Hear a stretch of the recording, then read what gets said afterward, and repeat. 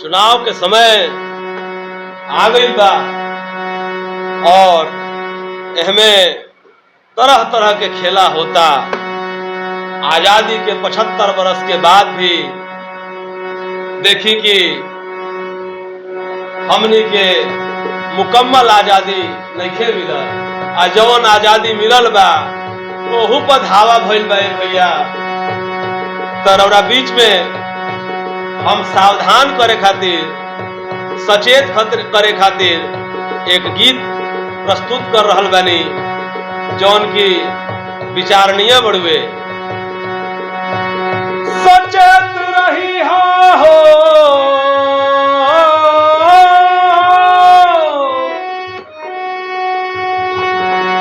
सचेत रही हो सचेत रही हो सचेत रही जम के मोरे भैया सचेत रही हो सचेत रही हो सचेत रही बिल्कुल। आइल चुनाव के समैया सचेत रही आइल चुनाव के समैया सचेत रही आइल चुनाव के समैया सचेत रही सचेत रही सचेत रही सचेत रही और सचेत रही सचेत रही सचेत रही आइल चुनाव के समैया सचेत रही आइल चुनाव के समैया सचेत रही। पता चलल चुनाव में काहे सचेत रहिए भैया। साफ साफ बतावा भाई जनता लोगों को। जहाँ ना बुझाई हो जा पूछ लेवे कोई, अपना से कुछ कह देवे कोई, समझ लेवे कोई, इशारा में बात समझे के भैया। चुनाव आएगा के भी तो बात समझे के बाद। आइल चुनाव के समैया भैया आइल चुनाव के समैया भैया आइल चुनाव के समैया भैया सचेत रही हो सचेत रही हो सचेत रही सचेत रही सचेत रही आइल चुनाव के समैया सचेत रही आइल चुनाव के समैया सचेत रही।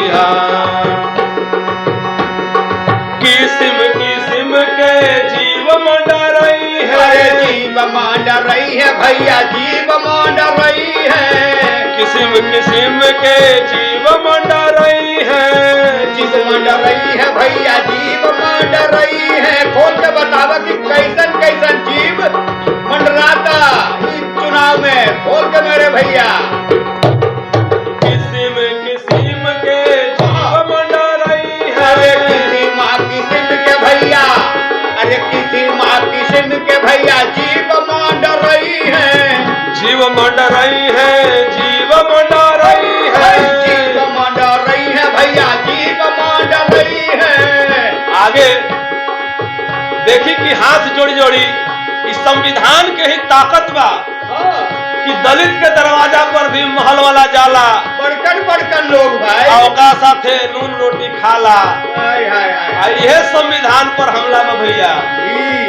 सावधान करो भाई लोगों को। तब महल वाला झोपड़ी में कवर उठाई है कौरा उठाई है भैया कौरा उठाई है। कवर माने तो महल वाला झोपड़ी में खीर पूरी खाई है झोपड़ी में खीर पूरी खाई है महल वाला झोपड़ी में खीर पूरी खाई है खीर पूरी खाई है खीर पूरी खाई है खीर पूरी खाई है भैया खीर पूरी खाई है। आगे बात बा बगुला के भेष में बगुला के भेष में कौआ भी आई है सचेत रही फिर से अरे बगुला के भेष में बगुला बगुला के भेष में। और क्या हो रहा भैया अरे कौआ भी आई है सचेत रही है। आए चुनाव के समैया सचेत रही है। आए चुनाव के समैया सचेत रही है। सचेत रही है हो, सचेत रही है हो, सचेत रही सचेत रही है हो, सचेत रही है हो, सचेत रही है। आए चुनाव के समैया सचेत रही है। आए चुनाव के समैया सचेत रही है। मेरे भाई सावधान रहिए भारत की जनता। ये धूमपवन के चखावे का मजा है एक एक वोट की कीमत।